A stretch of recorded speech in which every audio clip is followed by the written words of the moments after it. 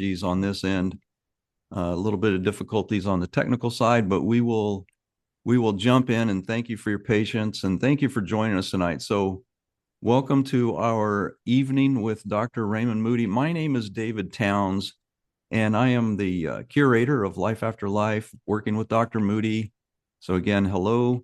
And with us also tonight is Joanne King, who also works closely with Dr. Moody.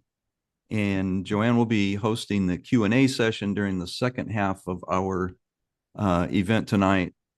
So again, thank you for joining us. We're excited that you're here and sharing this time with Dr. Moody. We do hope that everyone finds this time fun and valuable too. So, and real quickly, a few housekeeping items we're going to go through. We have, there's a chat below that's being run by Sophia, our moderator. Please feel free to chat with yourselves. Tell us where you're from. Leave us some comments going forward, please. And then Sophia will also be posting our social media links, the website, our various social media things that we have. So please take note of that and sign up. Follow us on the lifeafterlife.com so that we can keep you guys informed of other events and updates regarding Dr. Moody. And so real quickly, kind of the agenda, we'll talk to Dr. Moody for a little bit, about an hour. We'll do a quick 5-minute break, and then we can come back for about an hour of questions and answers that you guys have.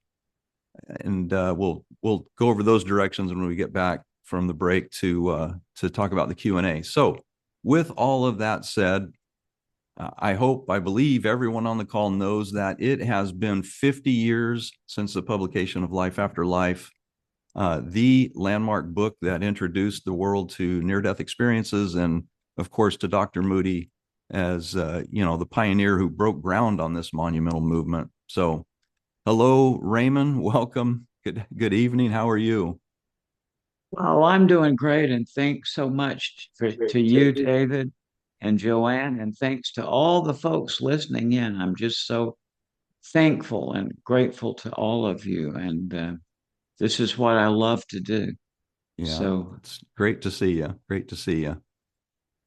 So Raymond, how about if we just kick off with a couple of basics for people that may be on here for the first time? Can you maybe give us a quick rundown of your educational, what your degrees are, and a little bit about what your work history, and then we'll jump into the good stuff. all right. Well, I was an aficionado of astronomy since I was 7 or 8 years old, and I went to the University of Virginia at age 18, intending to be an astronomer. But I'd gotten interested in philosophy in high school. So I took a philosophy class and the read Plato's Republic, which I just consumed. I couldn't put it down. And it ends with this amazing story of a warrior who was believed dead on the battlefield, but who revived during his funeral, and who told the story of getting out of his body and going into another realm. And I did not really come from a religious background. It's a long story, but church was not a thing for me. And so anyway, the idea of an afterlife had just never occurred to me as a serious thought. But it was impressive to me that Plato, who was by then already my hero, thought that this was the most important question. And so I asked Professor Hammond, what is this story about a guy who was believed dead and came alive? And so Dr. Hammond told me that these early Greek philosophers studied cases of people who had believed dead and came back.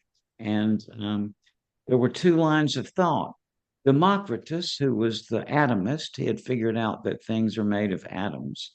He was a little bit before Plato.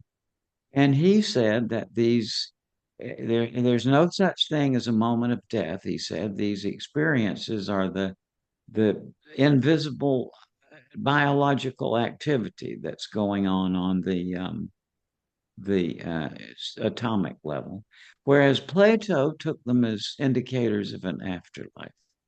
And things haven't changed much. But anyway, it never occurred to me that that might be a part of the modern world. But in 1985 in Charlottesville, I heard Dr. George Ritchie, who was a professor of psychiatry at UVA when I was there as an undergraduate. And hearing George Ritchie's experience in February of 1965 changed my life.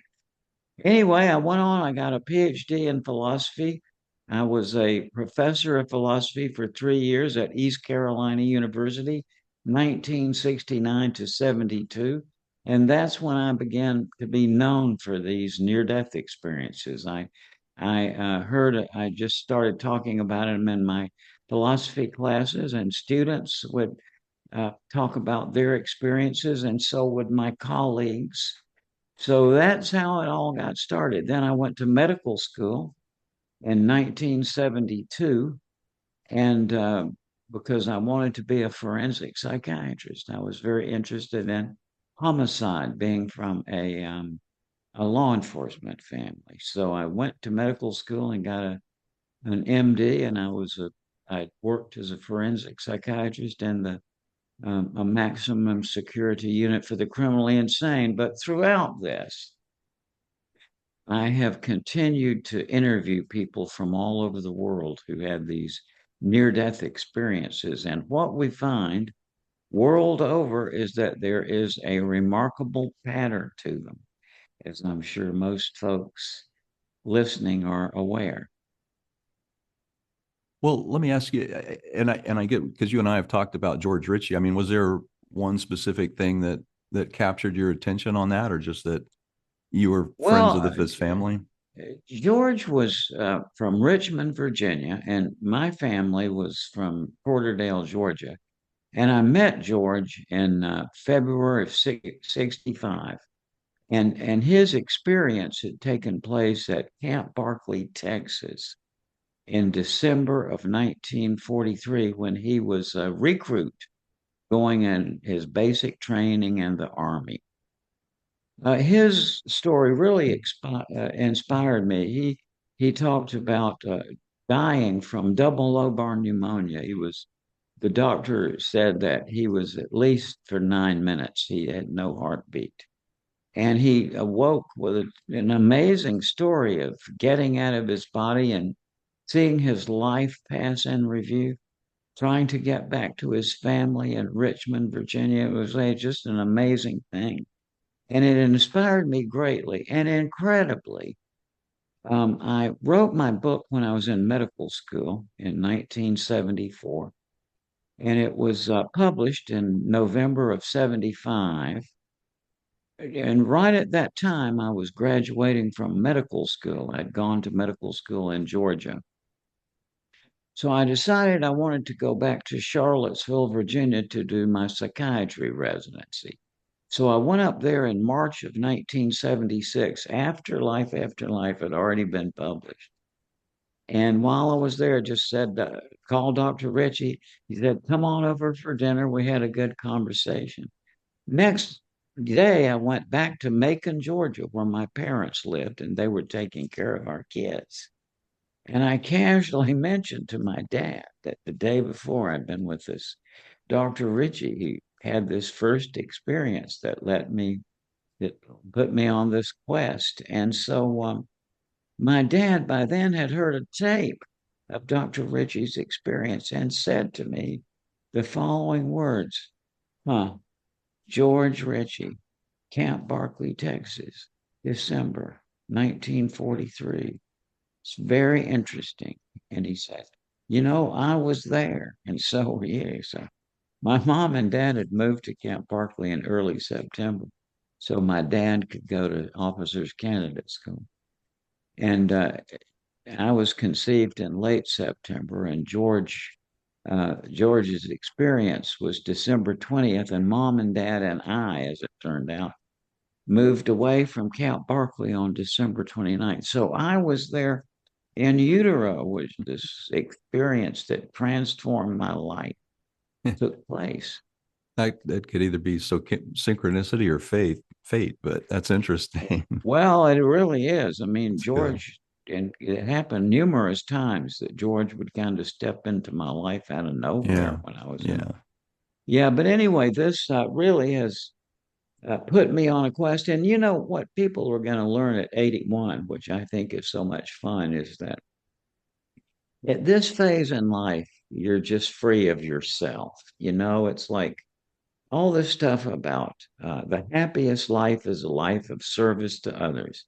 When you're a kid, you hear that as an ideal. Then you get into midlife and you begin to hear it as an aspiration. But by the time you're my age, it's like just a fact of the experience because you constantly learn that whenever you're in it for yourself, you're always miserable.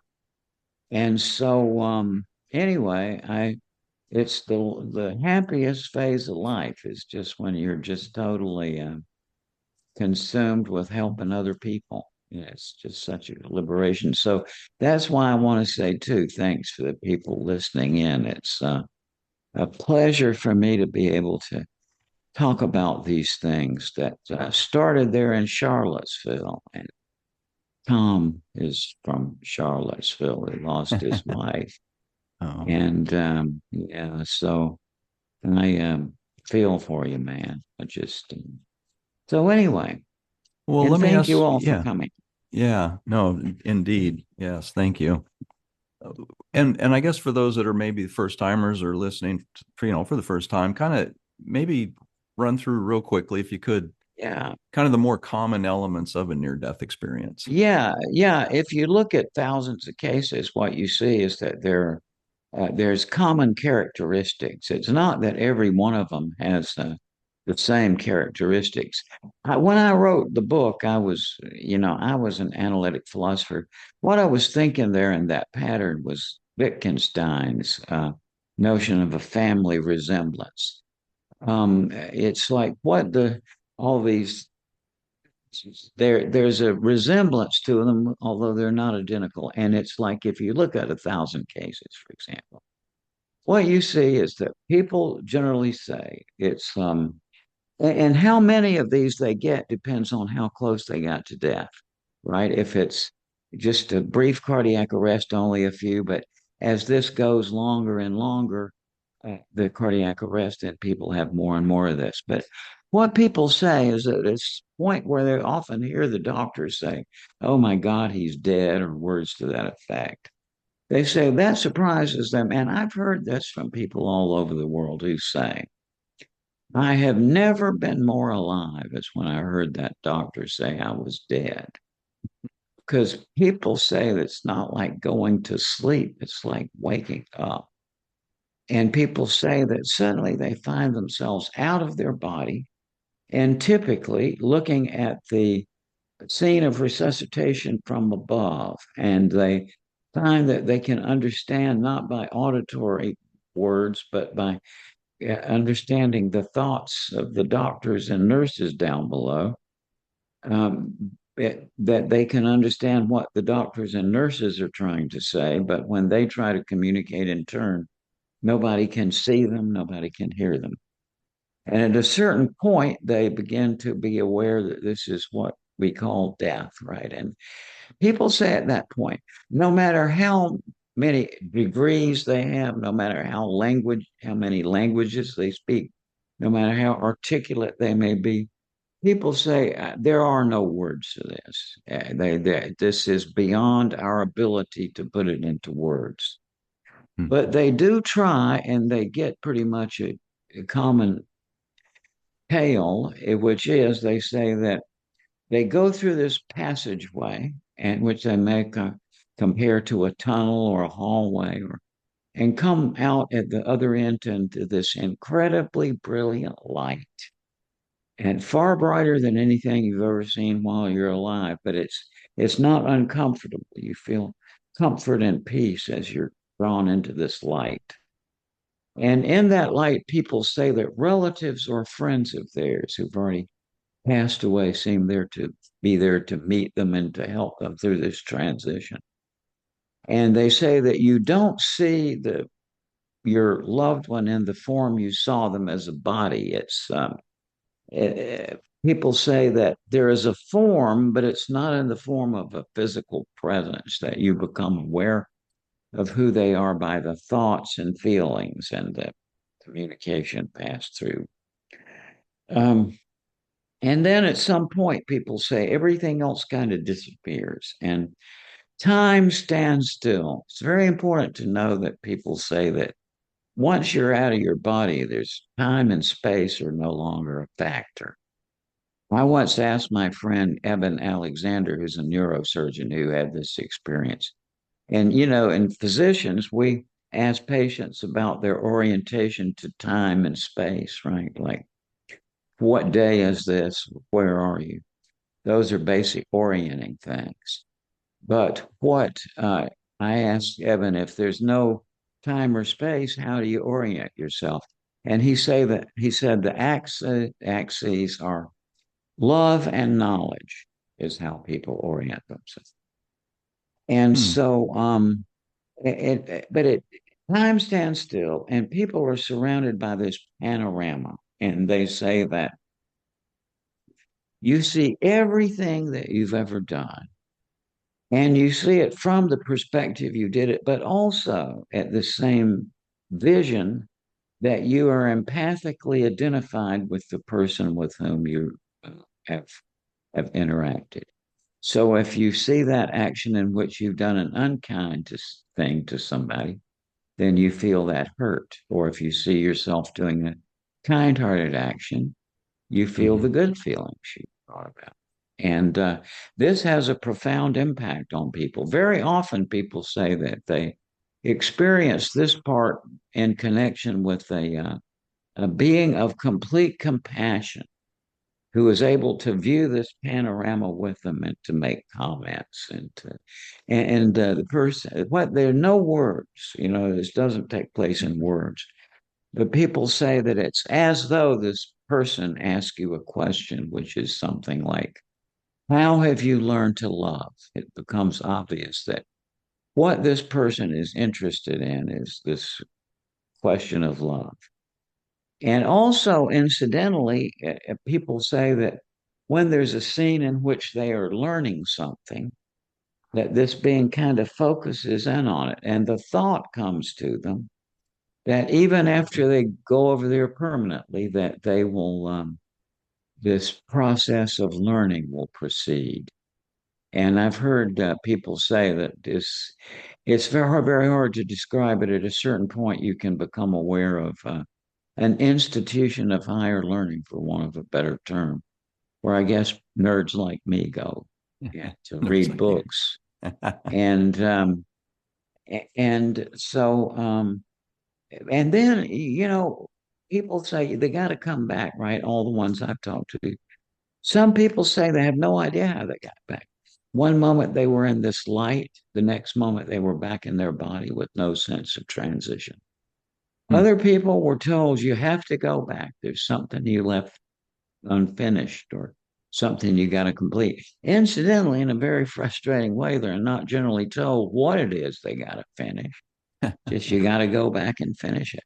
Do something. And then Yeah. others are given a choice. You can either go to the went on with the experience they were having or return to the life they had been leading. Not too surprisingly, all the ones I've talked to, were given that choice, came back. And it was almost universally the reason, which I can certainly understand, having two wonderful kids still at home, 27 and 25.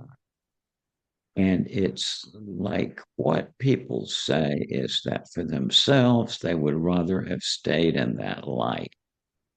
But the reason they went back is they had children left to raise, or someone else with whom they were affiliated who needed their help. And so, and when they do get back, incidentally, it doesn't make things perfect. My dear friend George Ritchie, who was the finest person I ever knew, once told me, he said, Raymond, this experience makes your humanity even more of a burden in a way. And George was too kind to say it this way, but I've heard that thought from enough people to be able to put it into crude terms, which is let's face it, it's very difficult to get through the average day without wanting to choke at least one person. And that doesn't go away. People say you still have those impulses and so on.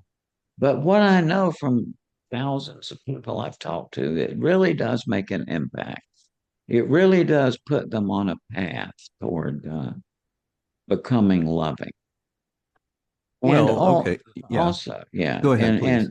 and so what I found in my psychiatry practice that everybody's chasing something.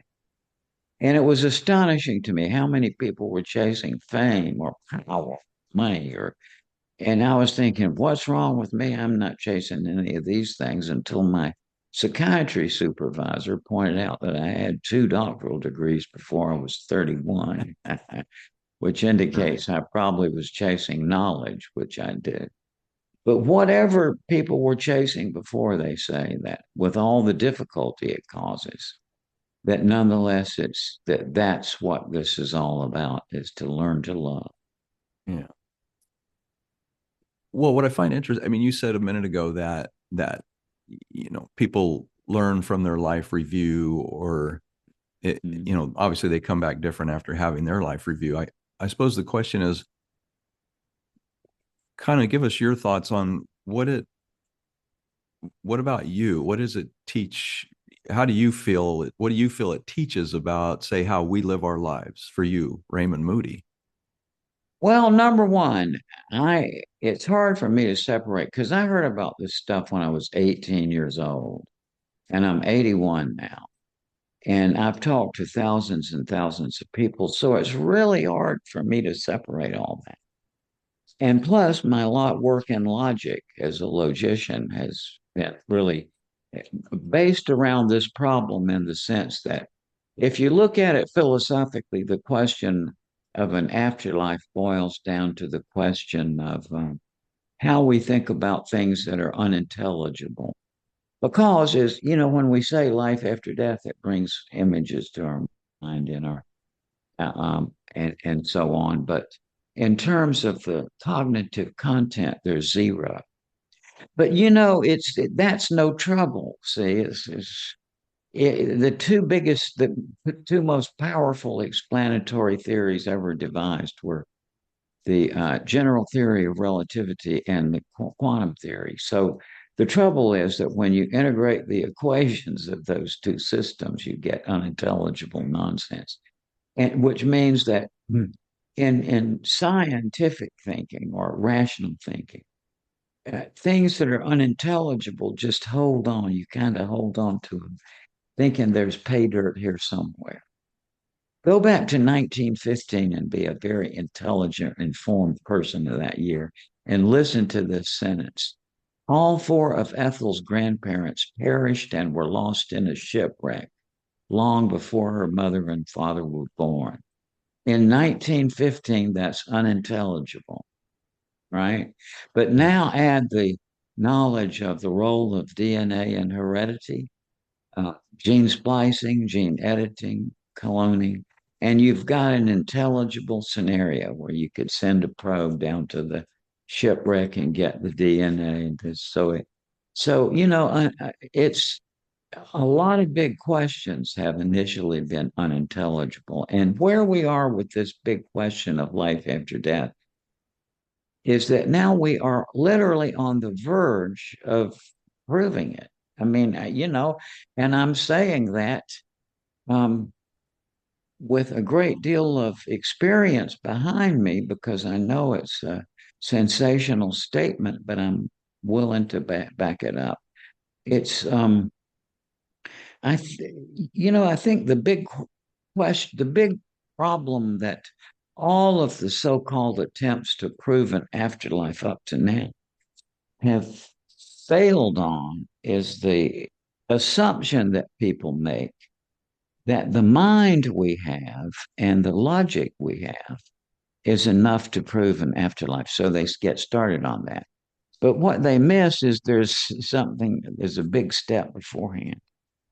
And and the reality, if you want to think of reality rather than a wish or an image, the reality is that the question of life after death comes up against as David Hume, the great skeptic, said, by the mere light of reason, it seems difficult to prove the immortality of the soul. Now, there's an understatement. And he went on, some new species of logic is requisite for that purpose, and some new faculties of the mind that they may enable us to comprehend that logic. In other words, we can't get there with the mind we have and the logic we have. But many people have assumed that therefore it's impossible. What I'm saying is, number one, Hume is right. And number two, it's not impossible. As a matter of fact, it's fairly easy to uh, to to to solve Hume's dilemma. The trouble is that many people who are drawn to this question of an afterlife, really, it's the narrative that holds them, right? They want to hear the story. But even if you had a bazillion stories, it wouldn't add up to a proof. What you need to go through is a process of mentation, which expands your mind in such a way that enables you to think about this. Then we're all set, and it's just a matter of psychology now. The only blockade in 2026 to a major advance toward rational proof of an afterlife is is simply uh, just refusal to think. And Yeah. if somebody goes through a process, which by the way, I have a new book out called Swan Song, which is in process, and all of this is laid out in that book now. But what I'm trying to be here is optimistic to say that we are on the verge of solving a big philosophical question. In this way, you could say it was the question with which philosophy began. And I know you've been working on that. Well, I know you've been working on it your whole life, actually. Yeah. So let me ask you this, and I know we could talk for hours about all that. Man, it's just fascinating. As the philosopher in you, the Greek philosopher, student of Greek philosophy, and all, do you believe that there's a moral structure built into the universe or into us? Something, that's such a fascinating question. And I got to say this, a lot of people probably had some sort of course in college or whatever where they had to deal with Immanuel Kant, all right, who's a very, very hard person to read for many people.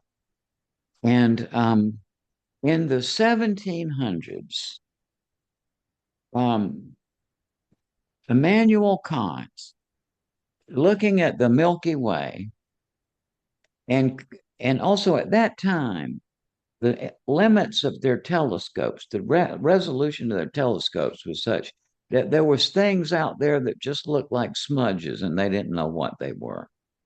Okay. And so uh, Immanuel Kant said that this thing we're looking through the Milky Way, that we're looking through a flat disk of stars. And that's the Milky Way galaxy. And we know that, right, from the time we're in kids' school. But he also conjectured rightly that those smudges out there were other galaxies. It wasn't till 1920 that they proved that. Well, so then all of a sudden, people all of a sudden realized, oh my God, there's bazillions of planets out there and all. What do we do about this? So David Hume said, well, we got to think of them as moral beings. And his great criterion of morality was that something has to be, in order to be a rational duty or whatever, it has to be comprehensible by all rational minds, by which he meant all those people out there in space. So a lot of people have certainly thought that the universe has a moral order. Plato did, uh, and his thing was passed on to the Christian church. And I just got to say, I don't know whether there is a moral order to the universe, but I know, those great people have said there was. and my thought is that, the what is the nature of reality? I have figured out that consciousness to me is the key. It's when you start talking of an external physical world, you're only talking about inferences from your sense perception. And so I have always been on the side of those folks who say, just a minute here. I can't be a physicalist because I can't make that inferential step.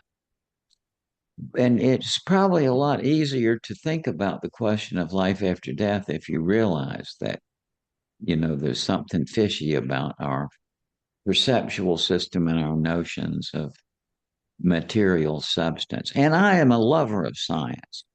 I just can't wait to get the latest news about the web and the Hubble and such. So, but in terms of physicalism, I think the universe is a lot more complicated than we make out in our systems of thinking about it. So yeah, I agree. Agree. Yeah. Well, what do you say to the skeptics or the people who say that a near death experience is just the brain dying?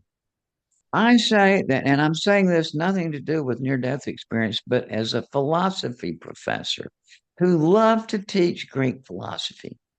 And every time I get to the skeptics, who are one of my favorite groups of ancient philosophers, I have to undo the damage that these people who falsely allege that they are skeptics have done to my students' minds. And let me explain.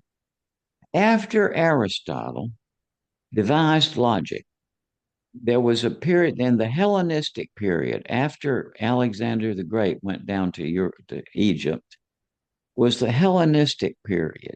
And in that period, there was the skeptical philosophy arose, and Pyrrho, Pyrrho,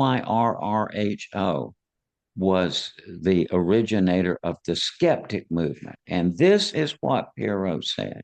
Said, well, we know logic very well. And if you think of it, logic is a machine for generating conclusions from premises, right?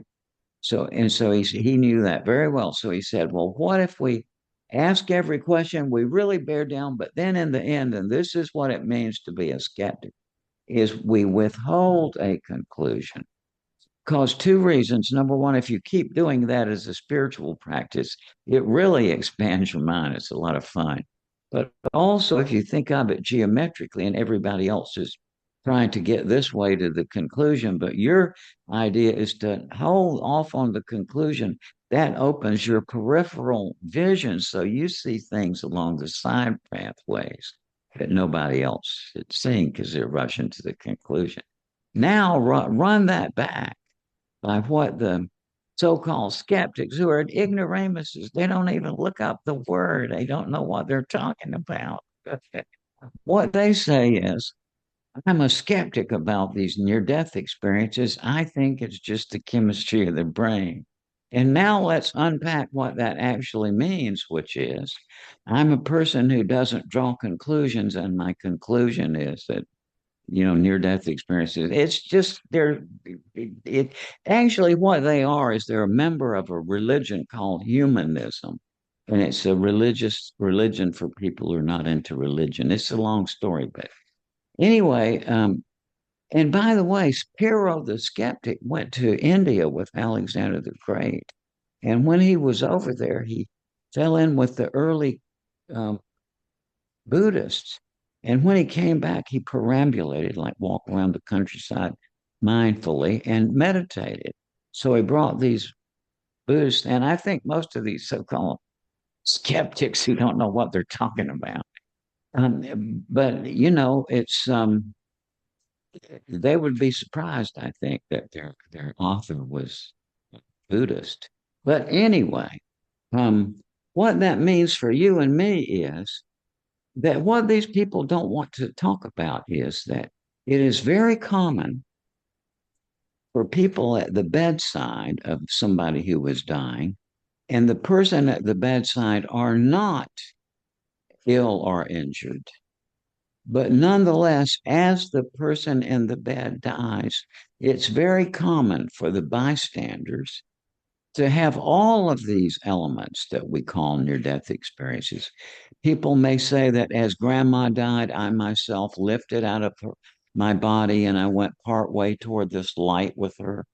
Or people say that they see apparitions of the dying person's loved ones come into the room as though to take away the person, or that the room fills with light, or they hear music. And in many cases, I have, including a medical doctor who was called to the ER to resuscitate a patient he had never seen before. But that some of these people say that as the person dies, they empathically co live the dying life review of the person who passes away. So the folks who call themselves skeptics are not interested in these findings because they don't know how to fit it into their machine like thinking. But I think that this is stuff it's if the bystanders have the same experience as the person who almost dies, then it's not plausible to me to say that the cause of the person who had the near death experience is, if the same experience occurs to the bystander, what's the missing link there? Yeah. And that's fascinating, actually. Yeah. Well, going from skeptics to something else, let me ask you this. Do you, in your research and in your years of study, I mean, do you think that we make our life choices before we come to Earth or before we incarnate? I don't know. I don't know. I just have no idea.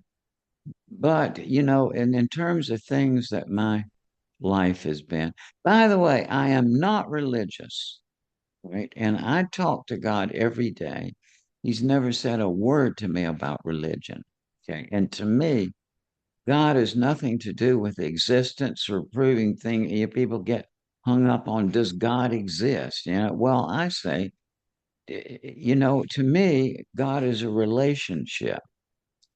And I have certainly had things in my life that have been so incredibly odd that it really does make you kind of think that this had to be something set up beforehand to be like I remember in Charlottesville, Virginia in 1981 or 82, sitting in my back porch swing.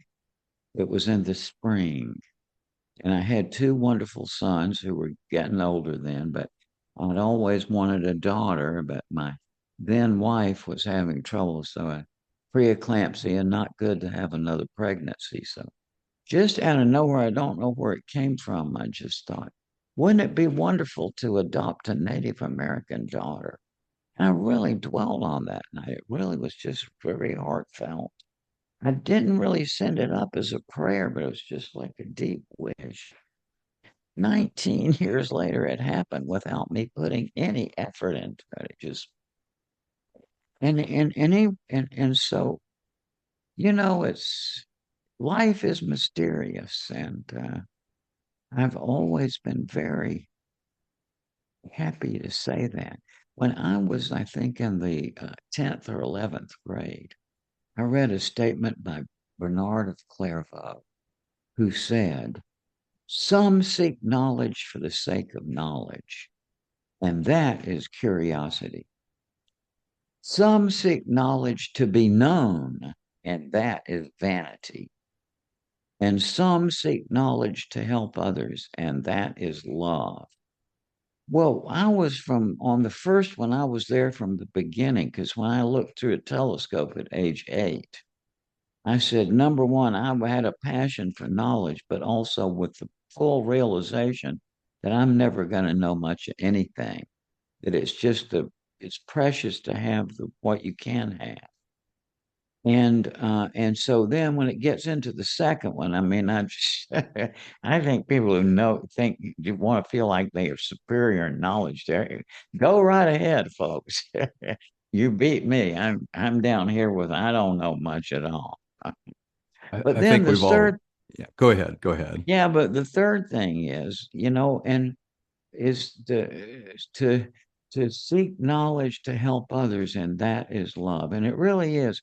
And George Ritchie was like that, and my wife Cheryl is like that, and now I'm getting like that. I mean, it wasn't any kind of spiritual quest like burning the incense or lying down on the bed of nails. It was just pretty much I realized that I was, it's like I gave up ego because I almost killed myself with it, really. It's like one ego trip is enough, is what I say. Oh, no, I hear you. Well, I guess that begs the question then. I mean, after 50 years of research and interviewing thousands of people as you have, Mm. are you afraid to die? Well, just a minute here. I'm not a macho person, by the way. And I've had a lot of people come to me because they have fear of death. And so what I quickly realized, there's no one such thing as fear of death. First, you got to ask the people what it is it about it that they fear of death. And a lot of people say pain, and count me in, right? I've had kidney stones and gallstones. I don't want pain in the process. I'm afraid of that. A lot of people, the people who were terrorized by their religious training when they were kids are afraid of hell. Count me out on that one. And some people fear the unknown. Well, I count me out on that one. I'm not afraid of the unknown. I am a very scary person in a way. I mean, I'm afraid of is pretty terrifying, um, but as I learned in a forensic unit for the criminally insane. But oblivion is another thing people fear, and I am not afraid of oblivion. Where I am, I'm as a logician, I'm perfectly aware of the reason why you can't draw a logical inference that there is life after death. Yet, until my book Swan Song gets in general circulation, there's a way to do it. There is a way to do it, and so that's coming. But in terms of where I am, it's like I give up. I've always been very good at thinking my way out of anything and thinking of all the different possibilities. But I just give up. I can't think my way out of the assertion that there's an afterlife, even though it's still very counterintuitive to me. It's like it's still odd to me, but I don't know how to think my way out of it. I Mhm. mean, I've had medical doctor friends who, well, one that really got to me was a friend of mine who was an emergency room doctor who saw a patient who was brought into the hospital with his leg crushed off from a horrible wreck in which his one of his kids was killed and his wife was killed instantly. But one of the children lived, and so this man was brought in from the highway, had a near death experience, but also the doctor who came to see him, the ER doctor, had a conversation with the um, the patient's dead wife, and, and I've heard a lot of stuff like that. It's like doctors who hear the patient talking and so on as they're dying, and not in the voice, but hear the inner sensation of it. So I certainly don't know it much at all, but I do like where I am on the afterlife is that I give up. I gather there is. And that I think for people who want to know that there is now an absolute path of where we can nail it down rationally. But that will not be for folks who's just interested in the stories. There is a path of reasoning which you go through, which opens up a whole new way of looking at this, and which opens up a way where we can actually interact with our near death experiences. We can actually change our minds and by intel- uh, thought exercises, and we can change our mind while we're here to open up our minds in such a way that when we subsequently have a near death experience, we'll be able to get around the ineffability problem. People will be able to come back and bring a whole new articulation to this.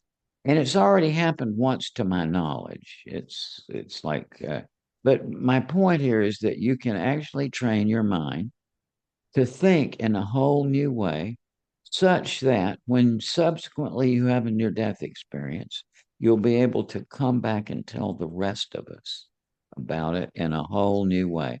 It's happened once to my knowledge, and it will be happening again and again in the future. So stay tuned, right? Stay tuned. And it's Well, like I said, this is all published now. yeah, The yeah. yeah. Well, and I suppose the other question on all this is, do you have a story or an experience or advice that you feel would help people who are experiencing or going through grief? Yeah, and number one, it's the toughest problem there is. Sure. I lost my first child at the age of 36 hours in 1970, and I am still not over it. It's like there's some kind of pressure people feel to closure. Are you getting to closure? Well, I just, that's a myth. I think that the thing that people would be interested to know about grief is that we have our common sense view of grief now. It's the when you hear the news, you're numb and you don't feel anything. You're numb. Then comes the denial. It can't be. It's somebody else. Then the tearfulness and then the anger and stuff. And we all know without those, they're rehearsed, right? That we know what we're supposed to experience. The anger and the bargaining and all because you feel abandoned and all of those things we know. But what I found as a grief therapist, I would say my beginning back in the night about 1970, when I was still a philosophy professor, since I was talking with people with near death experiences, people started coming to me and because with their grief, right? And so what I found is that those things about the dullness, the numbness, the denial, the all of those things are non-specific symptoms of grief, which by which I mean that they occur to us in other kinds of losses, like if a tornado blows down your house, for example. You go through the numbness and the denial and the crying and so on and the anger.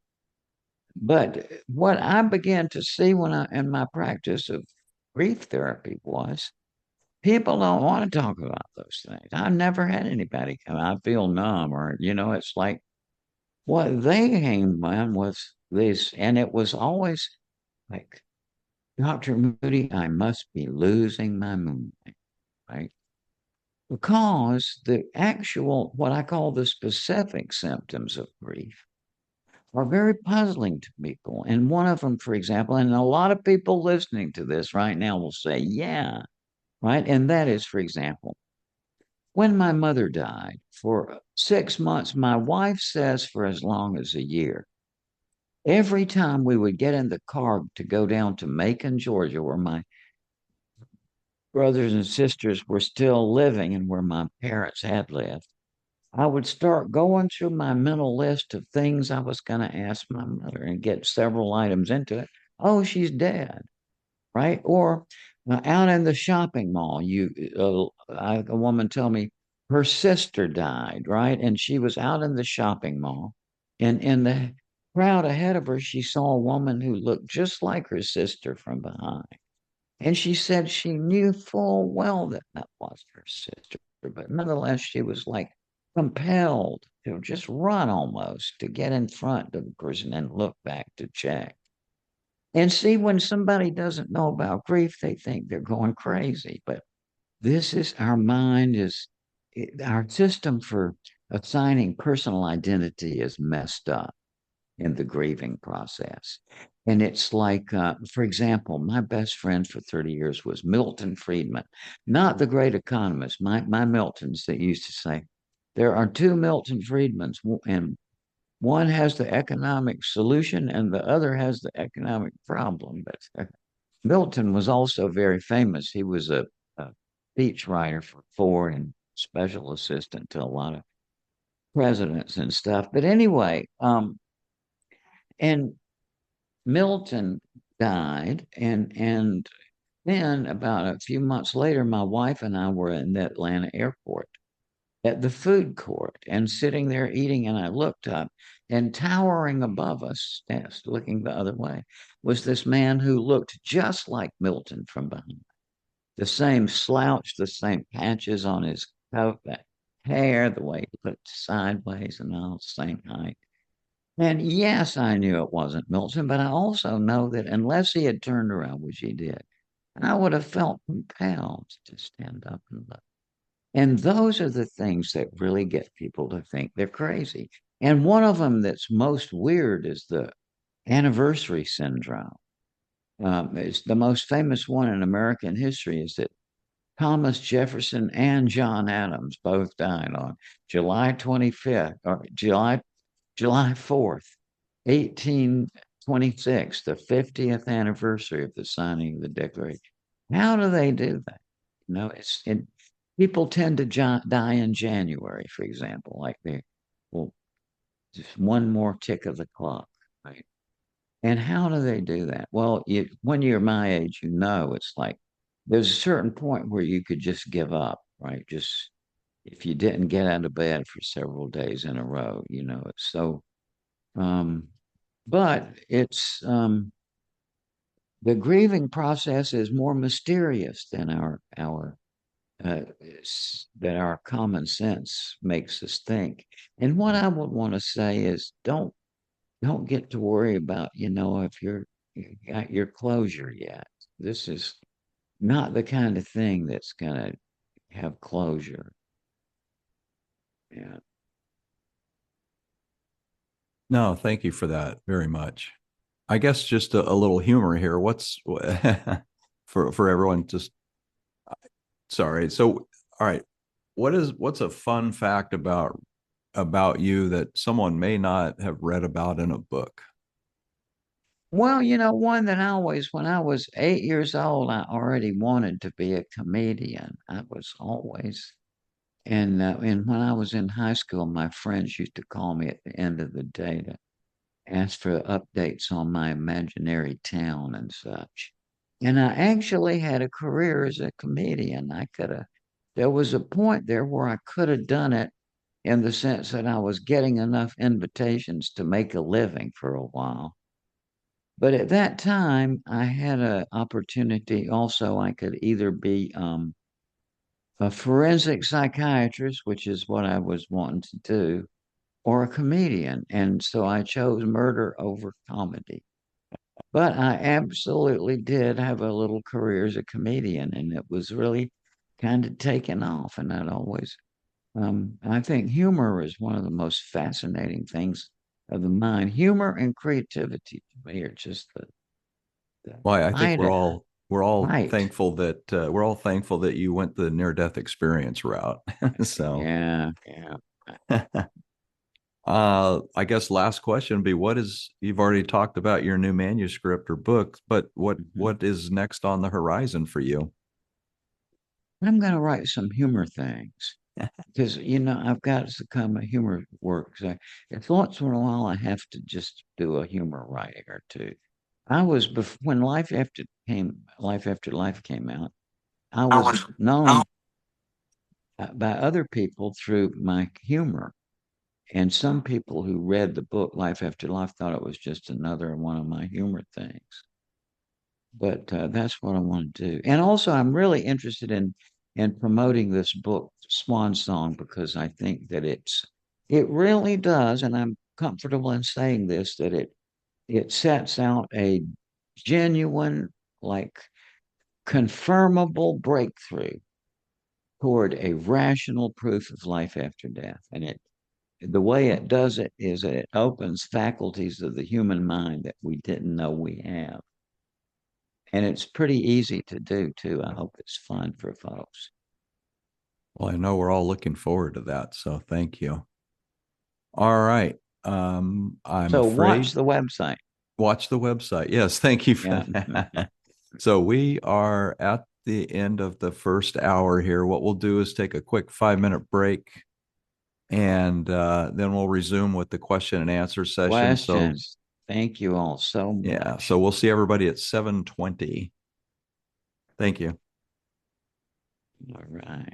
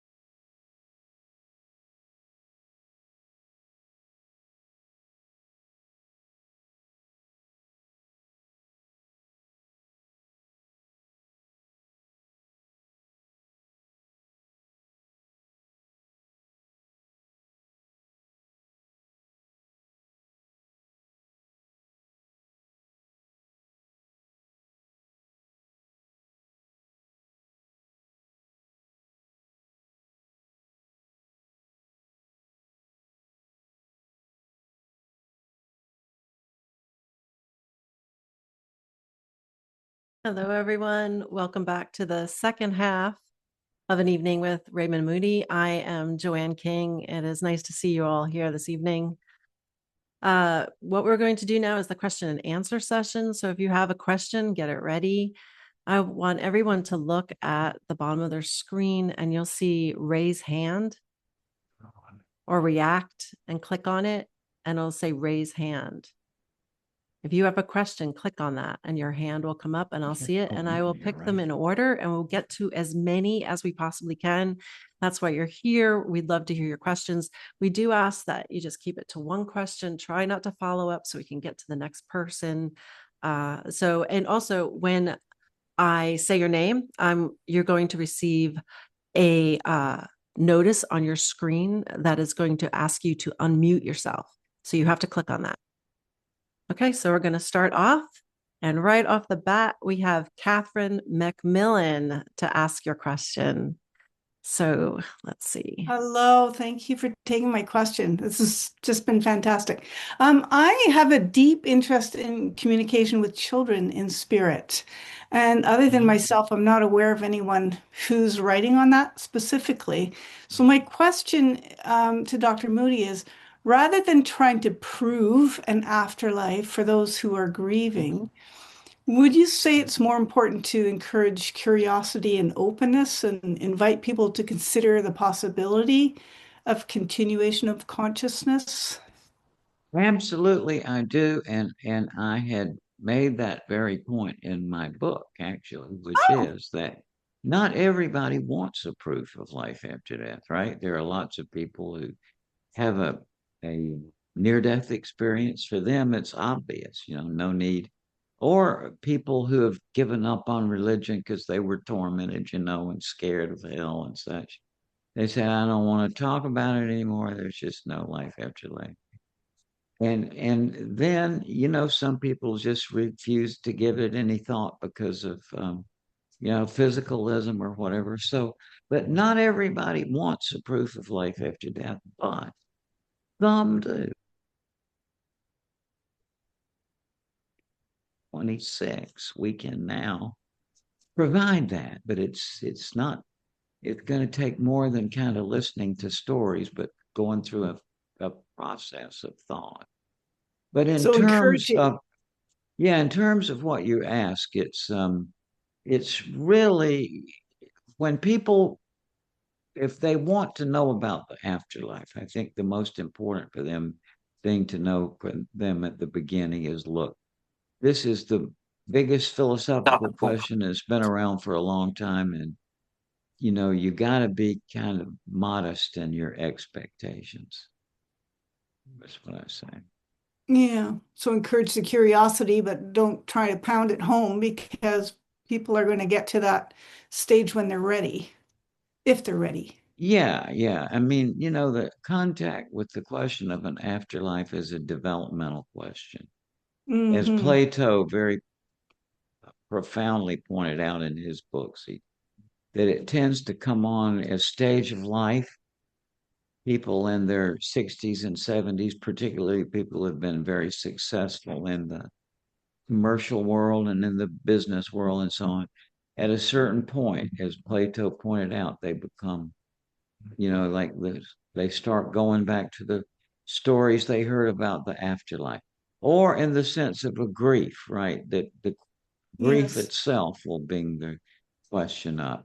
And as Jung once pointed out, he was saying, it's like as he aged, he said, you just feel the question of an afterlife coming up naturally. I think it's part of being a human being. Mm. Thank you very much. Thank Uh, you. Thank you. Next up, we have David Skinner, MD. David, if you'd like to unmute, hold on a sec. And there you go. Hey, a few years Hi, ago, David. my mother was terminal and became non-responsive. And about 4 days later, she passed away. The day after she became non-responsive, um, I saw her in my home in Alabama. She was up in Kentucky at the time. I just walked into my bedroom. She was standing there perpendicular to me. She looked Yeah. monochromatic, kind of like a white glow coming off of her. She never Yeah. turned and acknowledged me. She just, looked like to be in the peak of health, very comfortable, and then she disappeared. Yeah. Then last year, my older sister was in the hospital, but expected to come back home. Uh, 3 days before she was supposed to be discharged, again, I was at my house in Alabama. She's up in Kentucky. I walk out into our living room and I see her in front of me. And once again, she's monochromatic, has this little glow around her, but she looks back over her right shoulder and smiles at me. Then she disappears. Now, when my mom passed, she was non-responsive and never responded after that. She died, I think, 3 days later. My sister was responsive at that time. I had talked to her shortly before this, talked to her again the day after it. So, is this something you would classify as kind of like a shared death experience, or maybe just their way of Hmm. letting me know their time had come and they were at peace and all was good? Or how would you classify that?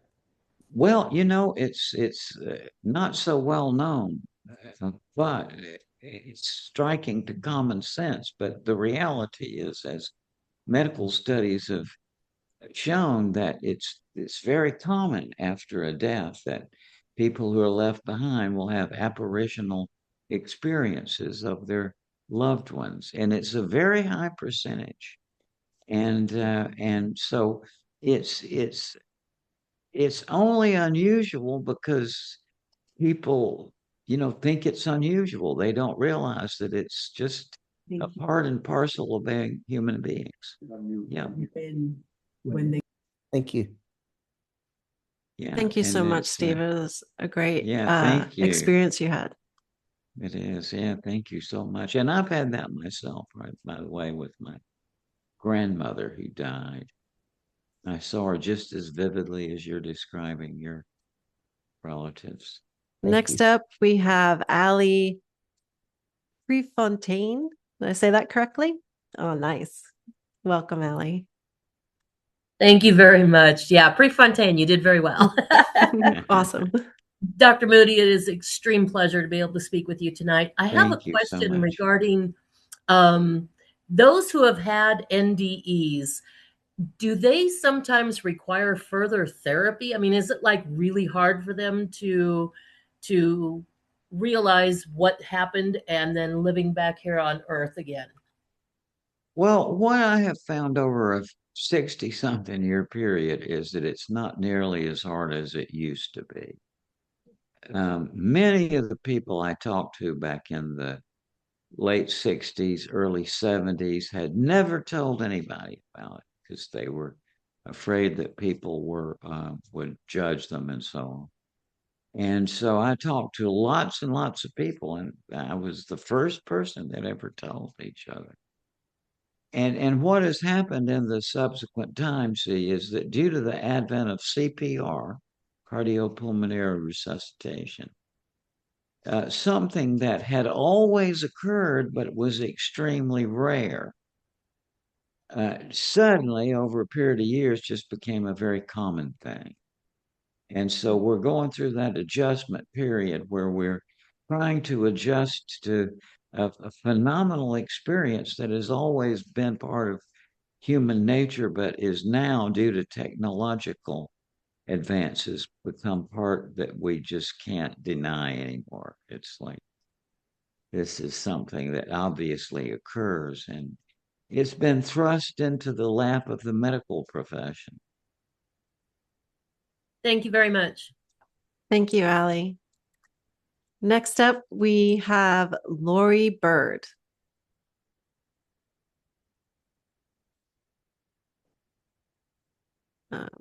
Asking to unmute. Yeah, And there you go. trying. There you go, It pops Lori. up. Thank you very much, sir. Has to do with a relationship with a bird. Uh-huh. Okay, and I consider my bird, my parrot, to be my significant other. We were together for 37 years. It's half my life. Oh my goodness. And we loved each other, and we had a connection through consciousness. I would look Yeah. into her eyes, and even though she couldn't speak, we connected that she was a certain energy. She died a year ago from renal failure. Oh my. And my desire is to be with her again, and whether or not she could still be somewhere, and that we will reunite again someday. Is that something that anybody has reported experiences with an animal or a bird? Yes, ma'am. Occasionally, people have told me that they, in their near-death experience, they saw a pet. And what I suspect is that there's probably a lot more people that experience that than talk about it. Just because they say it very often it's difficult to, they're afraid people will judge them and such. But to me, one of the biggest questions of existence is how would we communicate with another kind of species? And this may come up very quickly now, I think, with the developments of the Webb telescope and these all, I mean, it's entirely possible to me that in the not too distant future, we're going to become aware that, there are other civilizations out there. And the question of contact and how you communicate with a non-human species. There's some great books, by the way, from the University of Chicago Press that have been on this, the interspecies communications. And you might look for a book called Is Anyone Listening? Which is about a woman who has written about interspecies communication. And another one is a pale blue data point, which is also by the University of Chicago. And one you might really enjoy is called Bird Brain, which I think is also by, and it's about uh, bird intelligence. It's a really fascinating book. And I'm sorry about your loss of your bird, too. Thank you very much, sir. Thank you so much, Lori. Okay, next up we have Hayden Powell. Hello, good evening, and it's a pleasure to be here. So, first of all, Dr. Raymond Moody, I would really truly want to thank you for the gift of the class that I was able to take at UPR a few years Oh, back. yeah. Thank you, sir. And Yeah. I actually want to refer you to the psychomantium experiment because Uh-huh. I actually tried it and it Yeah. worked. It Yeah, it truly worked. works. First It time. does. Yeah. And the transformational impact on me personally was just like an NDE, although I didn't die. Obviously, I didn't come anywhere near to death, but it was the same experience. So Yeah. I was wondering, based on your knowledge on this, whether or not this is touching a much broader category of consciousness experiences. And of course, right now I've been drawn to the point where it troubles me Hmm. about what to do with this sense of comfort that this has truly given me. So it's Yeah. bothering me. It's a nagging Well, thing. the most interesting fact I know is that here in the West, we have a system of reason. And we all know that it was developed over a period of time, actually about 280 or 300 years, by a series of early Greek philosophers, right? We all learn about Hmm. that the system of reason and logic we have came here from the Greeks. And it's because of various factors. What we don't know is it's been blocked out is how all that came about. Hmm. And what you're talking about is these Greek institutions they had called oracles of the dead. And there were about a half a dozen of them in the Greek world. And these were accepted institutions where if you wanted to have a visit with a deceased loved one, you would go to these institutions and they had two techniques, both of which work for calling up the spirits of the dead.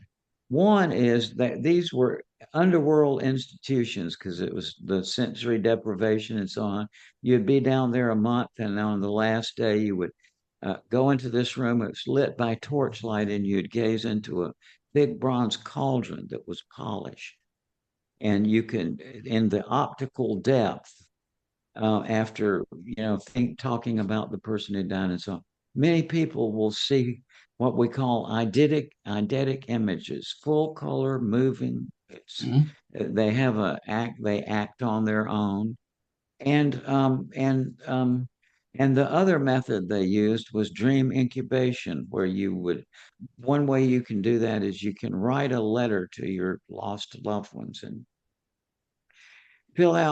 just spill out your feelings and ask all your questions, and then you just fold the envelope and so much as possible, you put it under your bed and you try to forget about it. And in many cases, this brings about nighttime visitations where people say, I have to call it a dream, but I was asleep, but it didn't have the quality of a dream.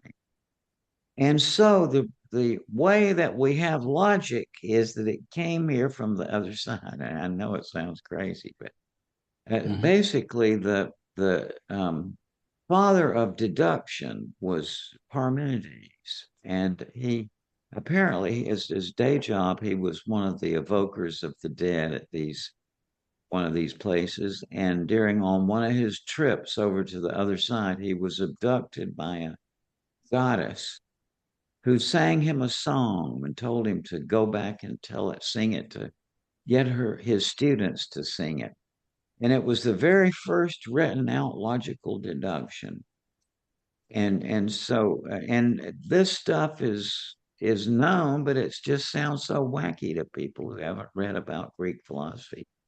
But the reality is that the logic that we have here, that the main question that these early Greek philosophers were asking as they put together the system of reason that we have, is they were testing out and then working on that system with the question of life after death. So that means, if you think about it, that a kind of imprint of the question of life after death is already in our system of logic. And it came through Plato largely, but and through other philosophers too, through Plato. But as uncomfortable as it may seem to be for some, the reality is that logic as we know it came here from people who were trying to find about life after death, and who had various practices that they did. And if you go back to the time of Plato, even and ask somebody on the streets of Athens, what is a philosopher?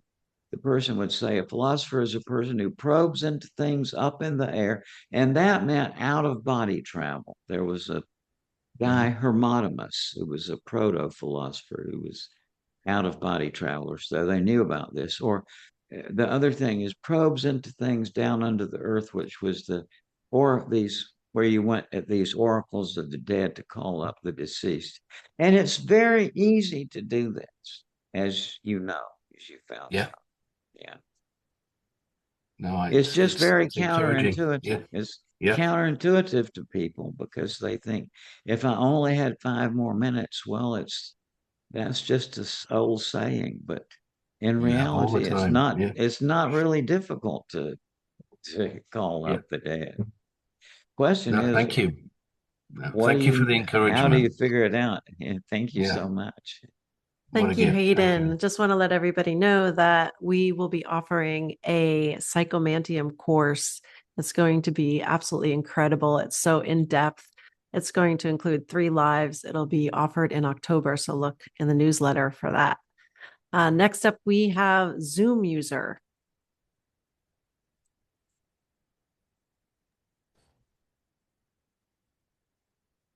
Hello? Yeah, there you are. Hi. Hello. Yes, did you see my name on there? Anyway, let me ask the question and then we can talk later about it. We're in the process of measuring the bioenergy of the dying during dying and after death, and then lovingly, from what we're learning, helping the person die, give meaning to the life experience, and then after death, show their loved ones that there is existence, perhaps even personality. We find that even in the 4th day after death, those that committed suicide or had traumatic deaths actually have bioenergy that is almost as if they're living. Anyway, I know years ago we talked about these things, but have you had a chance to explore that recently? You know something? I just don't know much about bioenergy. I don't.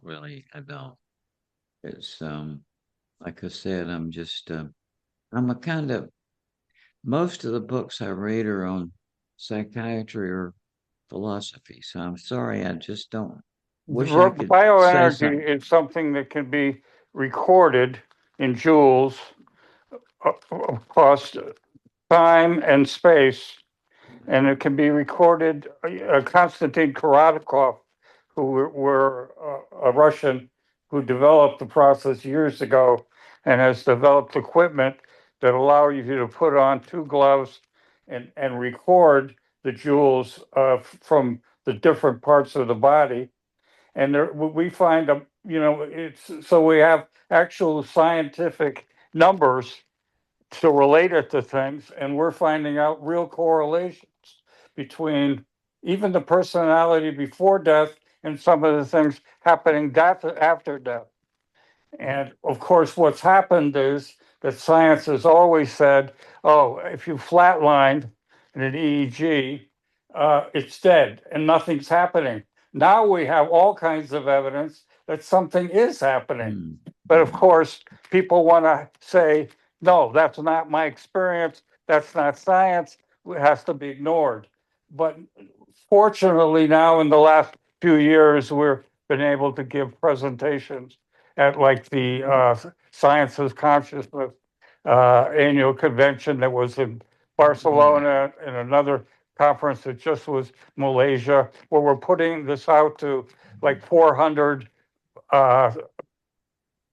professors of psychology, of consciousness, which has become a big science now. So we're moving ahead toward, we're opening the door a little bit, but it's difficult because all of the past people who have given narratives regarding it, have explanations from what people have said, have been closed to using science. And that's frustrating. That's all. I love you, and I really love all you've done. Thank you so much, sir. Well, thank you so much for sharing. That's fascinating. I'd love to hear more if you want to write lifeafterlife.com at gmail.com. Lifeafterlife@gmail.com. Love to hear more about that. Okay, next up we have Justina. Oops, I hit J. Okay, perfect. Hello, Dr. Moody. Thank you so much for your life's work. Thank you, Justina. And thank you for the profound impact you had on my own life several years ago when we had some private sessions. My question for you tonight is, in your decades of studying near-death experiences, have you encountered cases where people later developed heightened intuition or enhanced creativity, other unusual abilities? Yes, absolutely. It's the most common after effect is people say they come back with a desire for love. Then another common thing they say is that they come back with a desire for new knowledge. And then a third thing is they come back with some creative talent. And you've probably heard of the recent case of Dr. Anthony Chicoria, who's a very successful professor of orthopedic surgery in upstate New York, also a PhD in physiology in addition to his MD degree, and a very eminent professor of orthopedic surgery who in 1994 got struck in the neck by a bolt of lightning and had a cardiac arrest at a family reunion and got out of his body and went all around and could tell his relatives who were there what they were doing while he was out of his body. But then, and when he had never had any interest in music, but all of a sudden he became interested in the piano, and he kept having this recurrent dream in which he was playing the same piece on a concert stage on a piano. And so he learned how to transcribe music and transcribe piece, and he learned how to play the piano. And now, in addition to being a famous professor of orthopedic surgery, he's also a concert pianist. And I've heard other people like that who develop some extraordinary creative talent when they have a near death experience. It makes sense to me because they talk about paranormal experiences. Well, I can't think of much that's more paranormal than the creativity to me. I think that's the ultimate wild experience. And so it makes a certain amount of sense to me that these experiences of near death, which touch people so deeply, would, in many people, bring out this creative process that they weren't aware of before. Thank you. Thank you so much, Justina. Thank you. Next up, we have Jason Astrup. Hey, how You there, Jason? yes, I am. I'm sorry about that. How are you? No, Thank no you. worries. Yes, Dr. Moody, wonderful to see you. Yeah, my wife and I actually had a meeting with you a few years ago. It was really wonderful. And I first read your book, Life After Life, when I was 19. Yeah. Really helped me out a lot. Thank Yeah, so I just want to share with you, in terms of creativity, I write fiction and creative Uh-huh. nonfiction, act and sing. Mm-hmm. And I do feel like, listening to you speak, when I get into writing, when I'm writing for some time, Mm-hmm. it's almost as if time stops, and Yeah.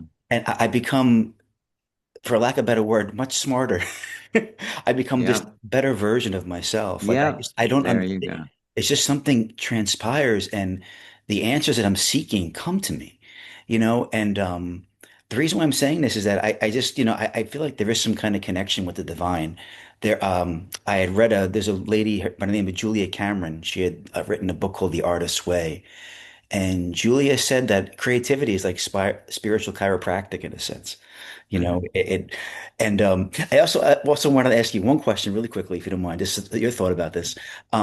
So this is my son had an experience when he was 5 years old. My father had died, and he was in the back seat in his car seat, and he says to my mom, my mom was driving the car. He says, "Nanny, Pa Dan's right here." And my mom says, "No, Jaden, Pa Dan, no, no, no." And my son says, Nanny, Pa Dan's right here. All of a sudden, Jaden starts laughing hysterically. My mom gets nervous, pulls to the side of the road, and he's in the back seat, squirming around in the seat, saying, "Pa Dan, stop tickling me, stop tickling me." And physiologically, his body is turning a shade of red. Someone's tickling him. He's squirming in his seat. He's kicking for dear life. And and that really struck me as something that was so magical because I'm a teacher and I work with students with kids in an inner city neighborhood, and these kids and the magic that I know I'm kind of rambling here, but I feel as if the answers that we seek, children already possess in a sense that magical, that connection to. Yeah. I just wanted to share that with you, and then Yeah. Thank you so much. Yeah. Creativity. It really is. It's like, the Greeks thought that it was external, right? That the poet or the singer would go to the museon and you would hang out beside the pond and you would get your inspiration. Many people would actually see the yeah, muses dancing around. yeah, And it's really, I too, it's like my books. I don't feel like I wrote this book that mm, I just finished. I just sat there and took dictation. yeah. I understand. Thank you so Thank you much. so much, Thank Jason. you. I love your question and I love your story too. It was awesome. Thank you. Okay, next up we have Robert Strecker. Welcome, Robert. Hello? Can you guys hear me? Hello. Okay, Yes. hi. Hi, Robert. Hi, sir. I just want to let you know that when my stepmother was dying of cancer not too long ago, prior to that, I started seeing light phenomena. Okay. Yeah. Um, and this, and then when she was actually dying and she was in her last days, she made me wear sunglasses because she could see something in my eyes. Okay. And I realized the place I was working at is one of these like telluric areas, one of these hot spots. Okay. And I see and have seen light phenomenon since she passed. Now, right before she passed away, I had this feeling to have her come outside and see something. And right when we went outside, instantaneously there was a purple sphere. Okay, transparent with a little purple violetish light in the center. Now I've seen these often, nothing of that color. And ever since I started seeing this light phenomenon, I started having an effect that people that have NDEs often have, which is working in hospice. Before seeing this, I had no interest in anything supernatural. Now it's like a huge part of my life. And your work was one of the first things I was led to, almost in a trance-like state after seeing one of these orbs. But let me get to my point. It has led me to volunteer in hospice. And it was a drive, just like you hear when people actually have NDEs, one of those after effects. And when I'm in hospice and I'm sitting there, like with people who have dementia, some people can talk, and I pull out something like an Amfest, there's certain people that will back up and go, saying they can see waves. I've been able to see those waves since I was 15. Now, let me get to my point. I also built a psychomantium in my bedroom. I filled it with mirrors. And when I'm having a successful psychomantium experience, which totally works when you have your consciousness calibrated to a certain degree, as you know, I feel a time shift, which is similar to the way I feel when I see this light phenomenon, which would be either blue, gold, or purple spheres. Sometimes they're on the ground. And have you experienced this time shift when you're having a successful psychomantium experiment? Yes, and thank you for that information about your building the psychomantium too. Oh, I sleep in it. Yeah, my bedroom. That's right. It's what I have had in there is, see, in terms of where I am with this, when I was a kid, I realized what is time, and I give up on that one. Aristotle, he said, what is time? Time is past, present, and future. The past doesn't exist. The future doesn't exist. And try holding on to the present, right? It's like, I've realized that time is a mystery I'm not going to solve while I'm here. And yes, especially in the last few years, I think it's partly developmental too, that you reach a point where it's the time shifts concept really makes sense. It does. When I was a philosophy undergraduate, I read a great article it's called Is Time Real? And it's by McTaggart, who was a philosopher at Oxford and Cambridge. And it really points out that this concept of time, well, we don't have any trouble getting to the grocery store or whatever on time. I mean, on that level, we can read a clock and work by it. But as soon as you start thinking about it, you realize that, there's no way of figuring it out while we're here. And people with near-death experience pointed that out, that once you're over there on the other side, time is a totally different kind of thing. Thank you. Yeah. Thank you, sir. Thank you. Thank you, Robert. Next up, we have Carlita. Welcome, Carlita.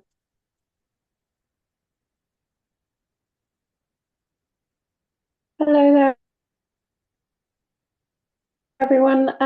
Thank you so much, Dr. Moody, for having us here. And this is the most incredible experience. It's not something I ever expected.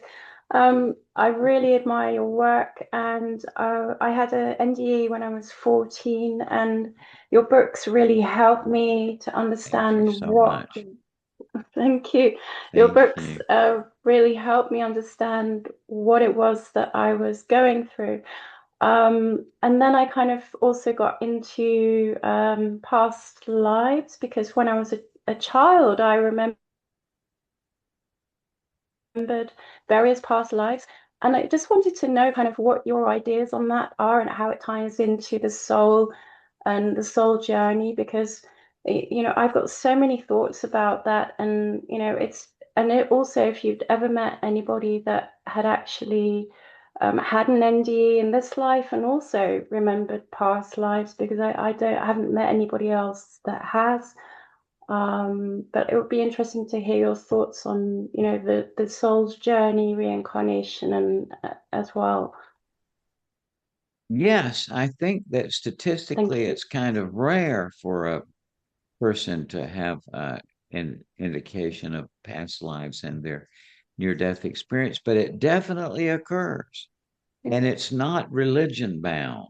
It's the first two cases of this I heard was when I was a medical student in Augusta, Georgia, and both of them were their religion had been Southern Baptist. And so once in a while people, yeah, they do um, say that part of their near death experience. For example, this one woman I knew she lived in her same house for all her life. She died in her 60s, but she was raised in that house. And I knew her sisters and her father as well, both of whom told me that when she was 3 years old, she dashed out in front of a car on the street. And the car, that was before they had seat belts, and the car had to slam on brakes. And a 3-year-old child in the front seat of that car was killed. Now, when she had her near death experience, when she was in her 30s, she said that when she saw her life review, there were what she called filaments, and she said that they would go back and they would make touch with some event in this life with some event in another life. And she said she doesn't know where this was, but it was apparently in Europe, and she was in this run of it. She was in the front seat of a carriage, and in that case, the person who ran across that she was the opposite person ran across and was killed. And it's just so astonishing in terms of it's never occurred to me that that's any kind of punishment, but it's just like I think the rule is that you need to experience everything from both of the angles, right? And so, yeah, it's Yes. quite a number of cases of people who've said that in their near-death experience they saw indicators of past lives. David But Hume, the great skeptic, said that he said the only kind of afterlife that he thought a philosophical person could entertain is reincarnation, probably because he was a historian and he understood the role of narrative in human life, and that's important for history. And reincarnation is the most story-like kind of afterlife, right? do you think that a past life memory is carried by the soul or the DNA, or do you think we're tapping into the new sphere of consciousness? I don't know, but I really don't know. Mm, But in terms of, and I'm kind of wondering is I think maybe there's certain things that we can't figure out about that from this side. mm, Yeah, I think so. okay. Yeah, Thank you but very much. reincarnation, it's yeah, because Mm, of personal experiences with my kids who told me things out of nowhere. I mean, that I can't deny happened before mm. they were born. So anyway, so and it's the reincarnation is very much in the Western philosophical tradition. Pythagoras was a reincarnationist, and so was Plato. So it's just not the case that it was introduced from the East late in Western history. It was there from the very beginning. Mm. Okay, thank you. Thank you. Thank you. Thank you. Absolutely fascinating questions and stories everybody is sharing tonight. Next up, we have Tom Warose. Warrose. Came close. Warose. Welcome, Tom. Hello, neighbor, Dr. Moody. Hello, how are you? My background is a little different than what I'm hearing here. I'm a chemical engineer. I work for IBM, so I didn't study philosophy or any of the arts. But when my wife died, and we had a fantastic marriage, 58 and a half years, we had 7 children, practicing Catholics, of course, and it was just wonderful. When she died, I had a lot of questions about our life together because I had a lot. I mean, God's grace was fantastic, but I sort of lived a life, but I didn't understand what love was. I didn't understand what soul was. I didn't understand marriage, and so what I did is I started reading C.S. Lewis. I've read your book. I've read the Pope's book about love and marriage, and all these come together. And I'm very active at the Senior Center here in Charlottesville also and participate in various grief groups. The question I have for you is, and again, in talking, and I see a priest about every 2 to 3 months, and we talk. But in the Catholic faith, you supposedly you're not married to your spouse. In other words, that relationship, there's no such thing as marriage. My question is, when people have these near-death experiences, do they have encounters with their friends, their spouses, and do they have any feeling about, and friends, do they have any feelings or impressions about what the afterlife will be as related to your acquaintances? Well, are you asking, in other words, when they get over there or their relationships, Do they, in other words, my understanding is you're often accompanied or greeted by your acquaintances. But do they have any impression do they have any impression from this encounter when they come back? What that relationship will be? Is it a love? Is it just sort of and I'm using my verbiage, a howdy, how are you, type of thing. And again, there's no talking going on. It's, as you pointed out, I guess it's thoughts, but any feeling about the relationships. Tom, I read recently the most fascinating book about that very subject. And it's a University Press book. It may be University of Chicago, or it may be Princeton University Press, one of those. And I'm sorry to say I don't remember the author, but I do remember the title, which is Posthumous Love. And the subtitle is Eros and the Afterlife. And that book really addresses the very question you're asking me. And it's more from a literary perspective. The people they talk about are like great poets and so on and literary figures, but there may be a little philosophy in there too. But I just thought it was the wisest book. It's really a good Thank you very much. Thank you so much, Tom. Next up, we have Mary Beth. Welcome, Mary Beth. Hi. I apologize if this question is a bit out of line, but is there any way you could share with us some of this new evidence that you're referring to in your upcoming book? We're all dying here, wondering what you're referring to. Well, yeah, it's let me just give a really quick sketch, okay? Everybody knows it's 4.3 light years to Alpha Centauri, right? But not many people think about how we know that. And until about the 1830s, it was generally regarded that the distances to the fixed stars are unknowable. And the reason I'm saying that is that many people think in 2026 that the question of an afterlife is unknowable. Okay, so we're back where we were in astronomy in the 1830s.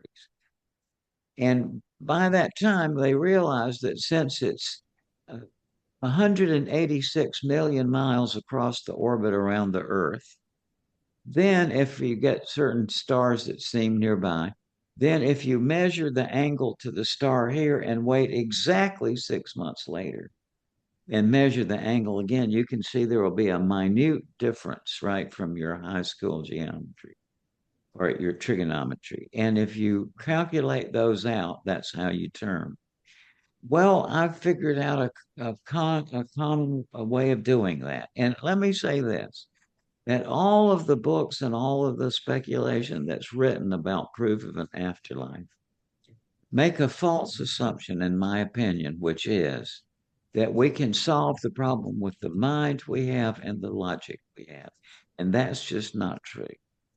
But it's entirely possible to reformat your mind so that once you go through this, then you'll be able to think about the question of life after death in an entirely new way. And I've been teaching this stuff back from, actually, it's a lot of my book was when I used to teach my philosophy students back in the 60s and 70s and later the 80s. And so to make a long story short, it's not a difficult proposition to actually be able to formulate a new, like to open our minds to a whole new channel. And by the way, it's not a panacea for life's problems. It won't make you instantly happy. It's not a get rich quick scheme. It takes work, but the thing is that you can absolutely reformat your mind so that when subsequently you have a near-death experience, you won't have the same problem with ineffability. You'll be able to talk about it in a whole new way. And to just sketch it out briefly, it's like I've taught this course just for decades on how to think about things that are unintelligible. And what you find is if you have that logic in your mind, then when you have a near death experience, you come back to be able to talk about it in a whole new way. It's happened once to my knowledge, but probably other times. Now, what that means is we already have a lot of accounts of near death experiences that are written or thought through the lens of Aristotelian logic, which makes them a travel narrative. I got out of my body. I went through a tunnel. I saw my life passing through. I came back my body. That's a travel narrative, right? But what you will realize, what people realize when they go into a near death experience from a point of view of understanding how to think about unintelligible things, is that it doesn't make sense to say that I went into a place that there was no time and no space, right? It's timeless, spaceless, there are no words. But I got out of my body and went through time. It's like if there's no time and space, what sense does a travel narrative have? Okay. When Lincoln was president, I don't remember what the occasion was, but it was a very solemn state ceremony. Everybody was gathered around. And Lincoln's Park called for him to mount a horse and to lead a procession away from the scene. Very solemn. Everybody was gathered around. So when Lincoln got up on the horse in front of all these people, the horse picked its back hoof up and got it caught in the stirrup. So the horse was bouncing around. And everybody was embarrassed. Poor Mr. Lincoln. The crowds fell silent from embarrassment. But Lincoln just looked down at the horse and said, well, if you're getting on, I'm getting off. Now, if you think about it, that's nonsense, right? But nonetheless, it creates a very vivid image in your mind of that movement. Now, if somebody lapses into talking nonsense inadvertently and you correct them, they will correct it. If the coach says, you guys pair up in threes, and so you say, well, just a minute here, coach. Pair up means twos. He will presumably get it and, correct his behavior. If somebody is delirious and you point out they're talking nonsense, they can't correct, right? But when somebody has already understands this and has a near death experience, then when they go through this and they say, they will realize why it's unintelligible to say that there's no time and no space, right? And then there's a travel narrative. So what they will do is they will shift the formulation of it. And so we already have lots of near-death experiences viewed through the lens of literal logic, which makes it a travel narrative. Now we will see exactly why that's not adequate, so that people who go in this will correct it, see, though, and we don't know yet what that will be. But when it does, it's just like the parallax right? We'll have two different angles on the afterlife, and it's already happening. And it won't be pleasing to a lot of the people who are in parapsychology and all, because this is a whole new way of doing things, but it works. Fascinating. Thank you very much. Thank you guys so much. Great answer. Oh, love hearing all this. Okay, next up and last, we have Joe Kennedy. Good evening, Dr. Moody, and thank you for answering all our questions. That's very kind of you. I am just so delighted to do this. Thank you, folks, for all this. My question is, in your studies of NDEs, has anyone ever reported an alternate choice to going to the light and the tunnel? I'm starting to hear talk of souls having the opportunity for a different path if they so choose that. And what it ends up being is a return to source energy rather than returning to a human experience. Has anybody ever mentioned that to you? Well, actually, they haven't. But it's one thing about this that it's just so hard to talk about this stuff in the first place. And people find it very difficult to put this into words. But what I will say is that I think that we are in the point now where the afterlife is coming here. And let me explain what that means, because it's very important. Go back in your mind to 1950.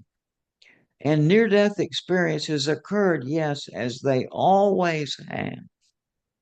But it was so extremely rare that the likelihood that a particular person you choose would know somebody who had a near-death experience was vanishingly small in 1950.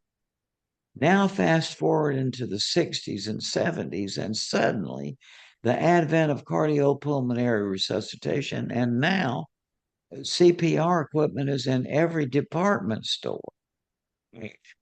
And if you fall over in a faint, you might have the sad experience of 4 or 5 Boy Scouts jumping on you to resuscitate you, mate. So, I mean, my point is that what was extremely rare in 1950 is now so common that practically everybody knows somebody who has been to the other side and who has a very vivid memory of it, to which it's still alive. And so what that means is that a series of nodes are being created on the earth, right? Where practically anybody has a connector to the afterlife.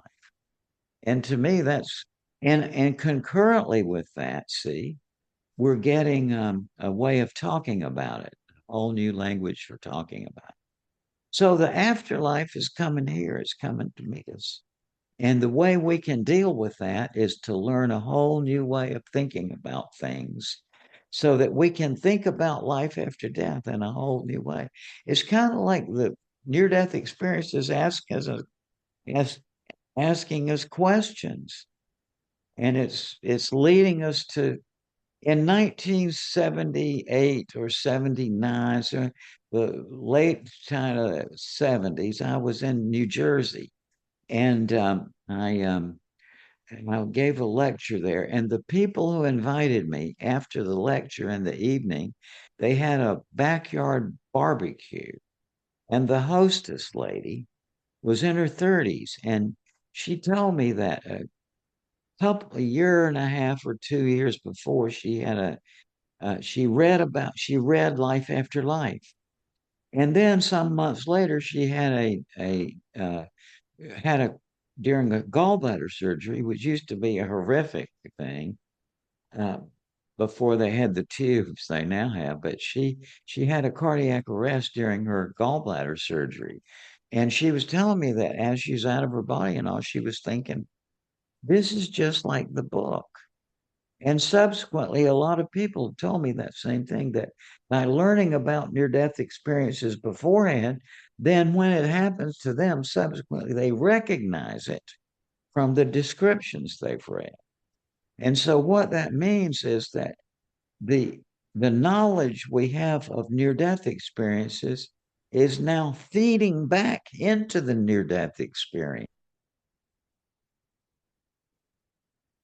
Get parallax on it, right? We'll be able to look at it two different ways. So I'm really excited about this. All right. Thank you very much. Appreciate it.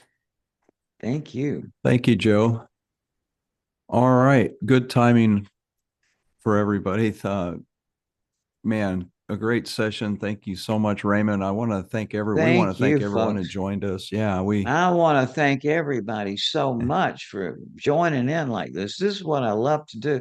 Can't travel anymore. I'm 81 and kind of shrinking down. A dusty man.